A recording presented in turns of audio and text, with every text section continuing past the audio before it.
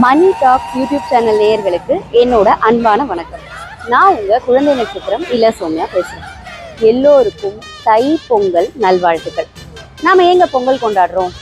பொங்கு அப்படின்ற வார்த்தைக்கு சர்ப்ளஸ், மிகுதியாக அப்படின்னு அர்த்தம் வரும். இப்போ நம்ம லைஃப்ல நம்மளுக்கு யாராவது ஒரு சின்ன உதவி பண்ணாலே நம்ம தேங்க்யூ சொல்லுவோம், நன்றியா இருக்கணும்னு நினைப்போம். அப்போ இந்த சகல ஜீவராசிகளுக்கும் ஆற்றலை கொடுக்கக்கூடிய அந்த சூரிய பகவானுக்கு நன்றி தெரிவிக்கணும் இல்லையா? அதுக்காக தான் நம்ம தைப்பொங்கலை கொண்டாடுறோம். இந்த பொங்கலை நம்ம 4 நாளாக கொண்டாடுறோம். முதல்ல இருக்கிறது போகி பண்டிகை. இப்போ வீட்டில் இருக்கிற பழைய பொருளெல்லாம் எடுத்து குப்பையெல்லாம் க்ளீன் பண்ணி சுத்தம் பண்ணி அதை வெளியில் எடுத்துகிட்டு போய் எரிச்சிடுவோம். சயின்டிஃபிக்காக பார்த்தோம்னா நவம்பர் டிசம்பரில் நிறைய மழை பெய்ஞ்சு குளிர்காலமாக இருக்கிறதுனால வீட்டில் இருக்கிற அந்த பழைய பொருள்லாம் ஈரப்பதம் ஜாஸ்தியாகி பாக்டீரியாஸ் ஜாஸ்தியாக இருக்கும். இதை க்ளீன் பண்ணுறதுனால நம்ம வீடு ஆட்டோமேட்டிக்காக சுத்தமாகும்.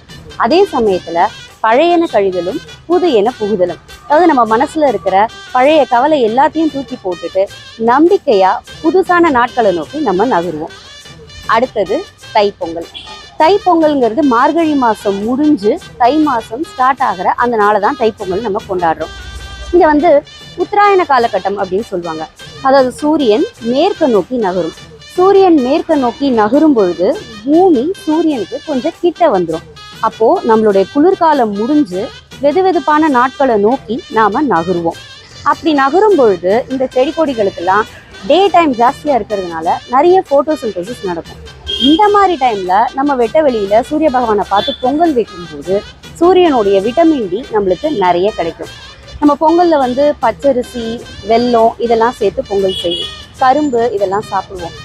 இப்போ சயின்டிஃபிக்கலா பார்த்தோம்னா இந்த குளிர்காலத்தை விட்டுட்டு கோடை காலத்தை நோக்கி நம்ம போகும்போது இந்த மாதிரி ஹை எனர்ஜி ஃபுட்ஸ்னால நம்மளோட பாடி மெட்டபாலிசம் ரொம்ப நல்லா இருக்கும். அடுத்தது மாட்டுப்பொங்கல்.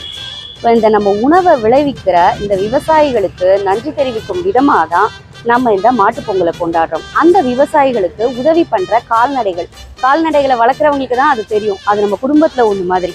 அந்த கால்நடைகளுக்காக நம்ம நன்றி தெரிவிக்கும் விதமாக தான் இந்த மாட்டுப்பொங்கலை நம்ம கொண்டாடுறோம். அடுத்தது காணும் பொங்கல்.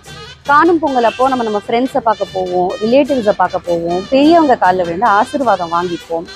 ஏன்னா நம்ம எல்லாருமே எப்பவுமே ஒற்றுமையா இருக்கணும், ஒற்றுமை தான் என்னைக்குமே நம்மளுக்கு பலம் அப்படின்றத திருப்பி நினைவுபடுத்துற விதமாக தான் நாம இந்த காணும் பொங்கலை கொண்டாடுறோம். இந்த வாட்டி நீங்களும் உங்க குடும்பத்தோட இந்த எல்லா பொங்கலையும் ரொம்ப சந்தோஷமா கொண்டாடுங்க. எல்லோருக்கும் அறுவடை திருநாளான தை பொங்கல் நல்வாழ்த்துக்கள்.